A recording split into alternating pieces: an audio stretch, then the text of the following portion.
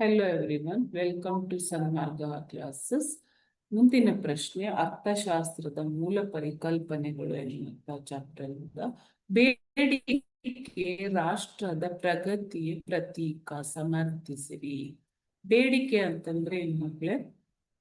ಬೇಡಿಕೆ ಅಂತಂದ್ರೆ ಒಂದು ವಸ್ತುವನ್ನು ಕೊಳ್ಳುವ ಬಯಕೆ ಇದ್ದು, ಅದರ ಜೊತೆಗೆ ಕೊಳ್ಳುವ ಮನೋಭಾವವಿದ್ದು, ಹಾಗೂ ಕೊಳ್ಳುವ ಒಂದು ಶಕ್ತಿ, ಹಣದ ಶಕ್ತಿ ಇದ್ದರೆ ಅದನ್ನ ಬೇಡಿಕೆ ಅಂತ ಕರೀತಾರೆ. ಓಕೆ, ಉತ್ಪಾದನಾ ಕ್ಷೇತ್ರದಲ್ಲಿ ಬೇಡಿಕೆಯ ಪ್ರಭಾವ ಅತಿ ಹೆಚ್ಚು. ಯಾಕೆ ಅಂತಂದ್ರೆ ಬೇಡಿಕೆ ಹೆಚ್ಚಾದಾಗ ಉತ್ಪಾದನೆ, ಉದ್ಯೋಗ, ವರಮಾನ, ಪೂರೈಕೆ ಕೂಡ ಹೆಚ್ಚಾಗುತ್ತದೆ.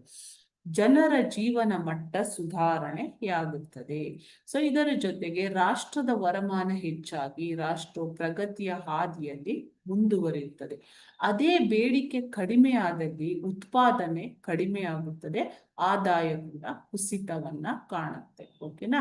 ಸೊ ಜನರ ಜೀವನ ಮಟ್ಟವೂ ಕೂಡ ಕುಸಿಯುತ್ತೆ, ರಾಷ್ಟ್ರದ ಪ್ರಗತಿ ಕೂಡ ಕುಸಿಯುತ್ತದೆ. ಆದ್ದರಿಂದ ಬೇಡಿಕೆ ರಾಷ್ಟ್ರದ ಪ್ರಗತಿಯ ಪ್ರತೀಕವಾಗಿದೆ. Okay, thank you.